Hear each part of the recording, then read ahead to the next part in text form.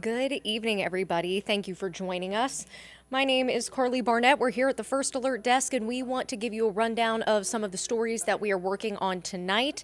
You may have joined anchor Tori Cooper a little bit earlier. She gave you the breakdown right after our afternoon meeting. And now that we've had our reporters out in the field and we're gathering a little bit more information, we want to update you on some of those stories, as well as tell you about some new ones that we are working on for our next newscast. You can join us next at 9 and 10 o'clock on Peachtree TV, and then again at 11 on CBS. So let's go ahead and dive right into it. We do have an update on a story that we brought you earlier in our newscast. Make sure I get the right super up here, and I'm going to actually pull up our AtlantaNewsFirst.com website for this, because this is where you can go to find all of the latest information. You can go to our app where you can sign up for push alerts and get the latest that way. But we just had new information come into the newsroom from the Georgia Bureau of Investigation. They say they are investigating an officer-involved shooting that happened in Lithonia, that's in DeKalb County. The DeKalb County Police Department asked the GBI to conduct an independent investigation. One man was killed in the incident. No officers were injured. But what we know is that today, around 3:30 in the morning, DeKalb County police officers responded to Cragstone Court in Lithonia after getting a call about a burglary in process. Well, later, responding officers were informed that burglary was actually a domestic dispute involving a gun. The caller stated that he was told by the resident that he could hear his mother's boyfriend yelling at her and believed that he was going to shoot her. Once on the scene, responding officers were able to get the resident out of the home to safety. It took about 2 hours for them to do that. SWAT was called to the scene, and as SWAT officers arrived, they saw Jeremy Hoggabook, 36 years old, of Lithonia, in an upstairs bedroom. They say he was armed with a handgun. They say officers ordered him to drop the gun, and then they say Hoggabook pointed the gun at officers, and he was shot by one officer, taken to the hospital where he later died. So that is an update on a story that we brought you earlier this evening. This is developing now. The Georgia Bureau of Investigation is responding to this. They say they're investigating this, but again, that happened early this morning. SWAT officers had to be called to the scene because they learned it was a hostage situation where they say the suspect who was shot and killed, Hoggabook, that he was holding a woman hostage. Thankfully, officers were able to get her out to safety, but they did say when they approached Hoggabook that he pointed a handgun at SWAT officers, and that is how all of this transpired. So this just coming in to our newsroom. We also have a bit of an update here to a story that we brought you as breaking news, a fire that is going on in Sandy Springs. The fire department is still on the scene of this. We had our reporter Asia Wilson head right out to the scene as soon as we got reports of it. You may have seen black smoke billowing into the sky. You could even see it from the highway. That's what this was. This is the Avia at North Springs apartment homes. It's on Marsh Trail Circle. That's right off Peachtree Dunwoody Road. But according to Sandy Springs Police, that fire broke out as the 3-story building around 2:30 this afternoon. The Sandy Springs Fire Department responded. Chief Keith Sanders says the whole building was damaged. 28 units were involved. If you watched our 6 o'clock newscast, you know there were some people they say were unaccounted for. They were trying to track where everybody was, everybody's location. Now we've heard the latest. Asia called the newsroom to give us her latest report that now one person remains unaccounted for. Now we do want to point out that doesn't mean that this person was necessarily injured or anything like that. It could simply be that they are out of town, that they were away from their apartment. So we do want to point that out. That doesn't necessarily mean anything bad in that situation, but they are still trying to track down one person. They say the initial call came in as a grill fire. However, they have not found any evidence to support that yet. This investigation is still ongoing.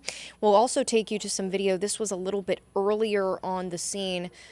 Anchor Alan Devlin actually shooting this video for us while he was in the area. So wanted to share a couple of different angles of everything that was taking place. But again, fire investigators are still on the scene at this point. No confirmed cause. Just because the call came in as a grill fire, that's not necessarily the case. But unfortunately, 28 units, just a total loss of that apartment building. Very devastating scene there. Taking you out to our next story, I'm actually going to pull up our website again for this. Let me make sure I get to the right story here. Scroll down a little bit. You can do this as well. Like I said, AtlantaNewsFirst.com, we always keep it updated with all of the latest to share with you. Let me make sure I get it scrolled down here. There we go. All right, taking you full screen now. A Covington police officer who was shot in the line of duty is back home tonight. Officer Rashad Rivers here in the picture. He was shot in the face while responding to a domestic dispute at a hotel earlier this week.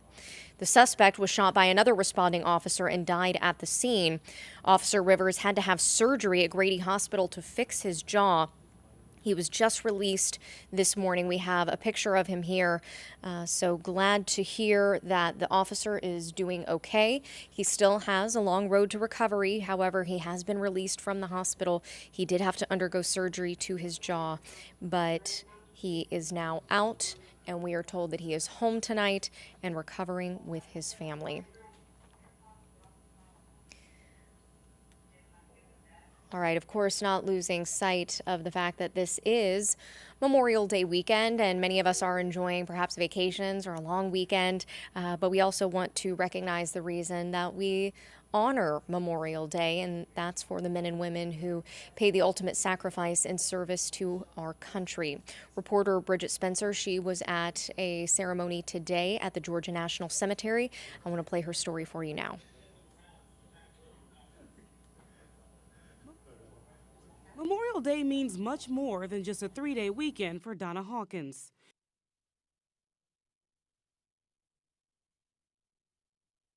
This is also the second Memorial Day without her father by her side. She joined dozens of families who came out to the Georgia National Cemetery.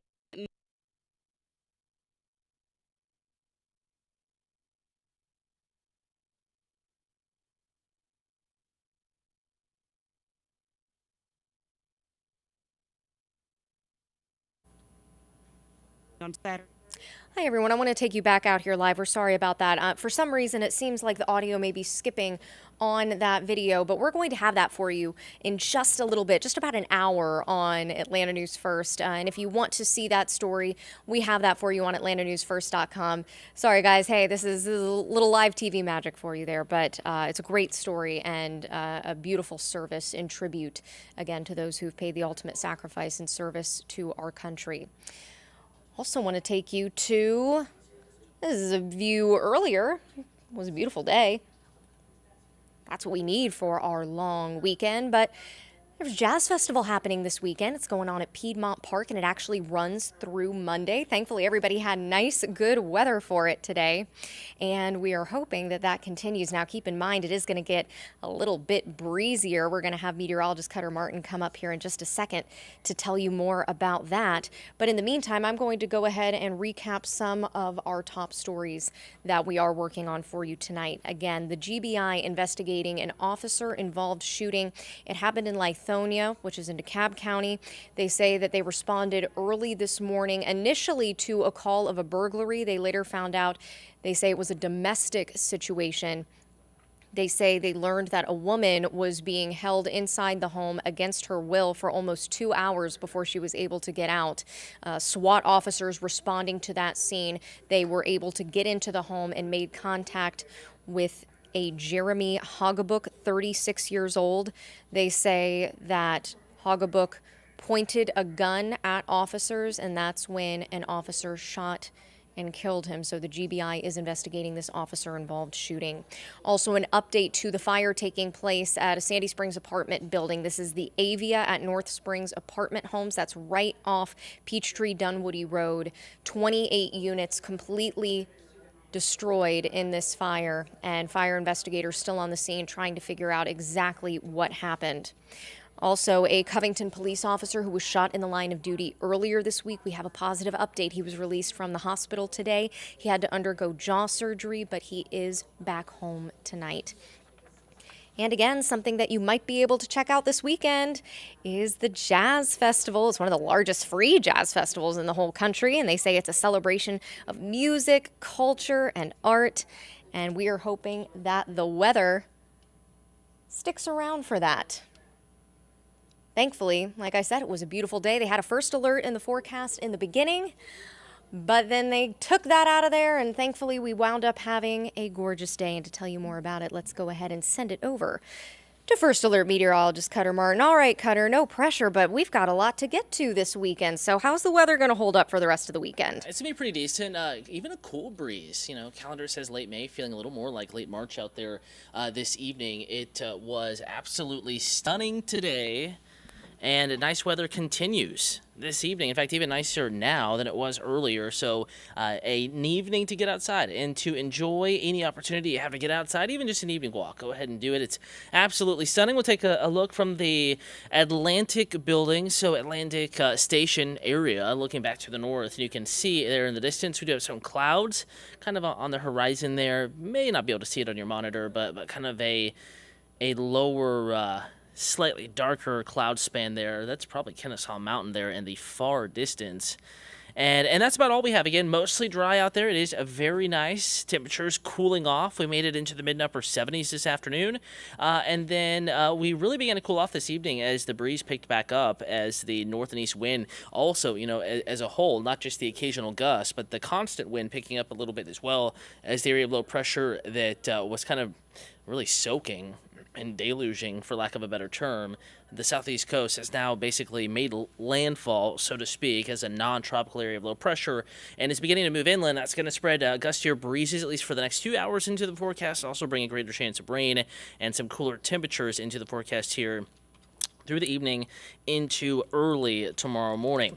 So let's go ahead and talk weather now. We're going to go right to that hour-by-hour forecast. Notice how we have a 20% chance of rain for the city of Atlanta late this evening into early tomorrow morning. 2, 3, 4, 5, 6, about 7 a.m. Temperatures bottoming out in the upper 50s tomorrow morning.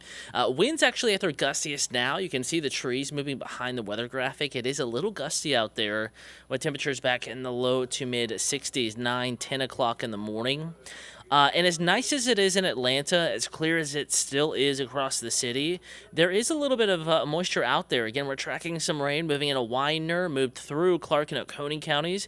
Right now, it's actually moving into Gwinnett County as well. Not all of this is reaching the ground, but if you live east of Lawrenceville, if you live along the county line there, heading towards Widener from Lawrenceville and US 29, if you live on 85 near the Brestleton exit, you're going to be probably noticing a few sprinkles at the very least. More clouds around, and some of this moisture, as I pause radar, will try to move in to the city of Atlanta, at least the east side's burbs here over the next hour and a half. Lawrenceville 834, Sewanee 844, Stone Mountain 901, and Alpharetta 916. That's if it holds together, though I do think this kind of outermost band of moisture will drop off, kind of weaken and fall apart as it travels through some dry air off to the west. It's still kind of residing over the city of Atlanta. Probably noticed today, not much humidity.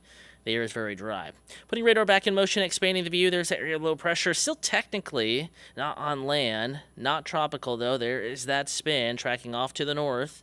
Right over Charleston, they've had 2 to 4 inches of rain across much of the coastal Georgia area. Savannah, Charleston, Myrtle Beach, Wilmington, the Outer Banks, areas that typically are flooded with people this time of year as we usher in the unofficial start of the summer season. But because it is so cool, it's breezy, rip tide, rip current risk is so elevated. And, of course, all of that rain, it is a very kind of dismal start to the holiday weekend. Temperatures running 5, 10, 15 degrees cooler now across the metro, especially East Georgia, compared to the same time yesterday. That's some of that cooler air starting to filter into North Georgia. And this evening, overnight tonight, temperatures will drop off more significantly. Let's take a look at wind gusts as well. Currently gusting 10, 15, 20, 25 miles per hour in spots. Gusting to 25 in Lawrenceville, 26 at the airport, and 24 your current gust in Covington. Hour-by-hour forecast. Again, we're going to expand the picture here, take you outside of Atlanta. Notice hour by hour how we have the clouds, mainly east of I-75. And forecast model doing a decent job depicting where the rain is, mainly staying east of 75. But if you are up at Lake Rabun, Lake Burton, Clayton Community, and Rabun County, Athens, Clark Oconee counties, back towards Augusta, rain is there late this evening into early tomorrow morning. You may wake up to a little bit of rain, Habersham County, Banks County, Rabun County, so the mountains of far northeast Georgia, a popular spot as well for holiday weekend visitors. Little damp to start. Blue Ridge, though, Ellijay, Helen, Ivy Log, a little drier. Calhoun, certainly drier on the 75 corridor. But even up in the Clayton community in Clay County, North Carolina, we're drying it on out. Lots of sunshine. There will be more clouds around tomorrow versus today for the city of Atlanta. Kimberly had an isolated shower, but still mostly dry. And then we get into Memorial Day, and we'll actually have more clouds kind of wrapping back in. And there is an isolated chance of showers with temperatures in the low to mid-70s. So for the pool plans Monday, you have the breeze, off and on clouds, temperatures in the 70s. It's a nice day, but not exactly feeling like the almost summer season. There's that 7-day forecast. There are the clouds as well there in the distance, now expanding quickly into the city of Atlanta. Could be sprinkles with those this evening. Very brief light rain off on the east side of town. So a lot of sun tomorrow, but more clouds in today. Then mostly dry, but also some cloud cover around, more of it on Monday. Tuesday, 82, a little more sun, 84 Wednesday, Thursday, 85, Friday, 85. Spotty showers and thunderstorms in the first alert forecast Thursday and Friday. Going to keep it warm, perhaps even warmer than 84 heading into next weekend. So again, in general, yes, a little bit of a change up after a gorgeous day. Some more cloud cover and a little bit of sprinkle activity moving back into metro Atlanta. Mainly the east side, Weiner and points east, so well east of the city of Atlanta. Go about your evening plans. Don't cancel those. Certainly not worthy of that. And be aware that, yes, we might have more clouds Sunday to Monday, but overall decent weather for any outdoor plans. Hey, want to remind you the entire team will be back on Peachtree TV, Atlanta News First on Peachtree TV at 9 p.m. We'll have a 10 o'clock hour as well. Some of that new weather evening data coming in back on WANF, Atlanta News First at 11 p.m. with your complete forecast detailing the rest of the weekend. Of course, your Memorial Day hour by hour and a closer look at that warm-up next week. In the meantime, go forth, have a wonderful evening, stay in touch with the forecast. You can always get the latest at atlantanewsfirst.com and in the First Alert weather app.